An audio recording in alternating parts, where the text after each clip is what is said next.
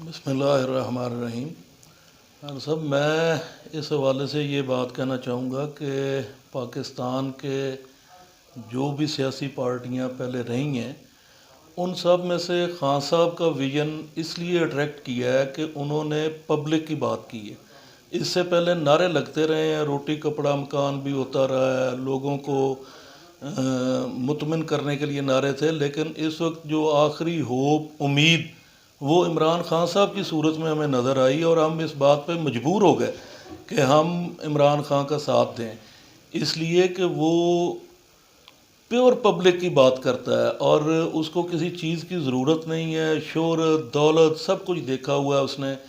اور میرا خیال یہ ہے کہ وہ صرف اور صرف ہماری آنے والی نسلوں کی، پاکستان کی سروائیول کی بات ہے۔ اس لیے ہم نے پاکستان تحریک انصاف کو مضبوط کرنے کا فیصلہ کیا